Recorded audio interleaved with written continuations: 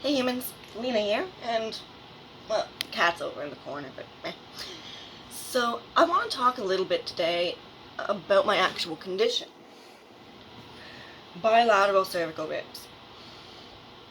Along my C7 vertebrae. So, up top, is what I'm told. Now, honestly, it's bizarre looking back at my entire life and realizing that it's not normal to be constantly tense and sore in your neck and shoulders. That it's not normal to not be able to keep your arm up for a very long time.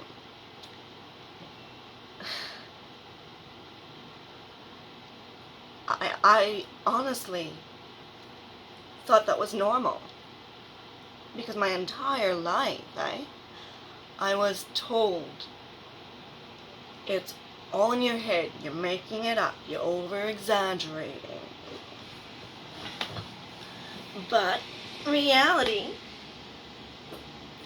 of the fact is, no, I wasn't making it up. I wasn't making it up. I was being completely honest. Moving that. There we go. So,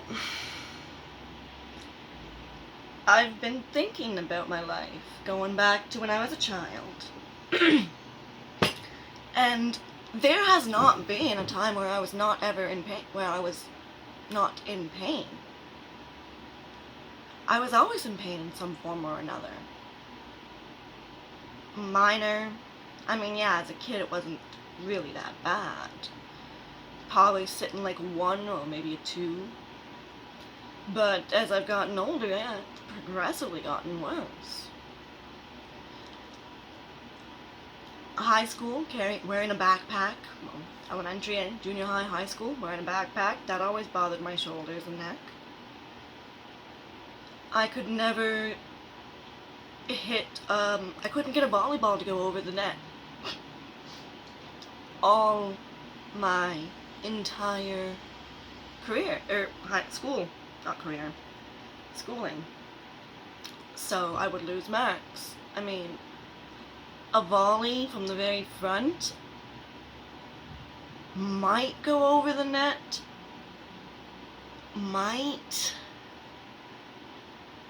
but I couldn't serve. I couldn't bump. Badminton, you know how everyone was able to get those really, really fast, really strong, powerful swings with the birdie? Or the cock shell? What was it called? What was it called? Nope. Never able to do that. The best I could get was a nice, slow-ish, comparatively, hit. Baseball, same thing. So I think back and it's like, no wonder I hated sports. No wonder I hated school.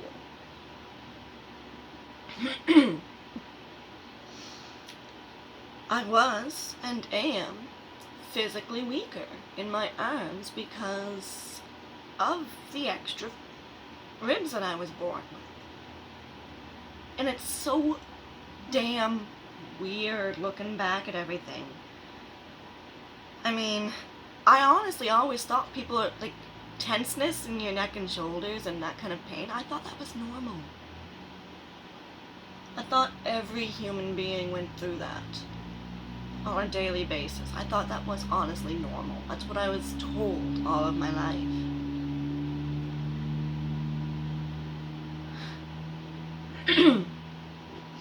I'm 29 years old.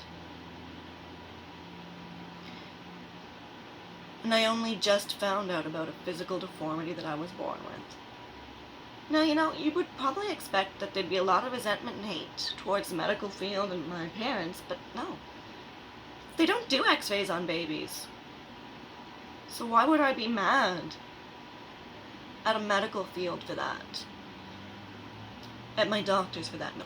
What I'm mad at is the sexism in the medical industry. I'm a woman.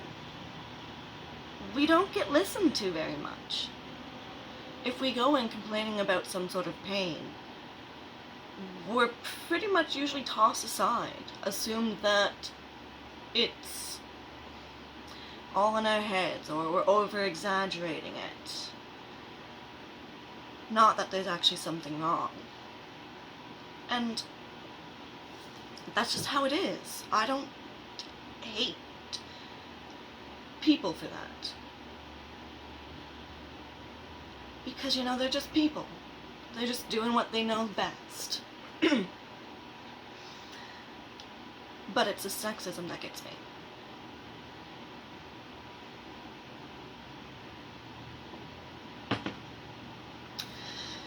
And yesterday when I was applying for disability, going through the list of things that are supposed to, that they use to determine how disabled you actually are. Two things were excellent. There was a lot of fair and a few poor. More than I honestly thought.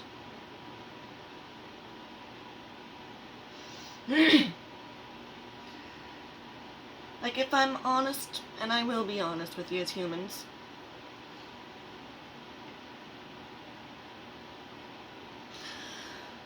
there are times when I can't put paper in an envelope, where I can't cut a piece of meat. There are times when I just drop, when my hand just don't cooperate, it's the only way I can explain it. And I end up dropping my fork, or the coordination kind of gets a little on the iffy side. All of these things I now know are a result of having extra ribs. Even the weird way that my neck looks. You see the little bump thingies there? I always wondered what the heck that was. But, you know, I know. And I gotta say, it's so weird to look back at your life and realize that the pain that you had, the difficulties that you had,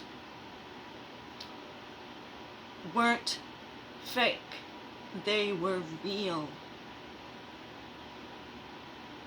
I'm learning I can trust my body, I can trust myself. I'm learning that the pain I feel is valid, and the fact that I'm in a daily pain. Like, I have always been in pain. Even sitting right here, I'm in pain. But about a 1 or a 2. Yeah, but about a 2. They're kind of uncomfortable, more just they're annoying, like, But hey, that's my normal. I'm always in pain. Always. And it's not in my head. It's not freaking made up. It's real. It's real. I have a physical deformity, and you know what? I'm finding confidence in that deformity. As freaking odd as that is to say. Anyway. Love and light. Stay safe out there. Remember, COVID-19 is still a thing. In fact, my little province here, we reopened at the start of the month. So like 15, 16 days ago. And now we got like 8 cases. Previously we had none for like, I want to say 2 months. But we have to remember it's still a thing. So do your best to maintain social distance. Please, people, wear a mask. Okay? Wear a mask, humans. Whether you believe it's a real thing, or if you think it was created by 5G, if you think it was created in a lab, or escaped a lab, or if it's just all a hoax, whether it's a hoax or not, you know what? Even if it started out as a hoax, people's thoughts have a lot of power over their body. And so if they think that it's a thing, and those are the symptoms, then, you know, the whole, I guess it would be technically the nocebo effect, which is the opposite of a placebo, where you think something bad will happen medically, and so it does. So whether we created it ourselves in our minds, and it's just a massive form of mass hysteria and insanity, or whether it's real, there's still people out there who are sick from it and who are dying. My husband's aunt actually had COVID-19 and was hospitalized, so it's real. You just gotta be aware of it and do your best to take care of yourselves and others. And here's another little tidbit, people. Clean up your damn garbage. Don't put it on the grass. Don't put it on the ground. Don't put it on the dirt. Put it in a garbage can. One of these friggers. One of them suckers, right? Put it in a garbage can. You don't have a garbage can? Put it in a pocket. Don't have a pocket? Put it in your purse. Don't have a purse? Carry it in your hand until you find a garbage can. And cigarette butts, if you don't have a container, or you don't have a little butt buddy thing, butt it out on the bottom of your shoe or on the ground and put it in your pocket, or into a little baggie or something, and carry it with you until you find a place to properly dispose of it. Because you know what? When that shit gets mowed over, those fibers get everywhere.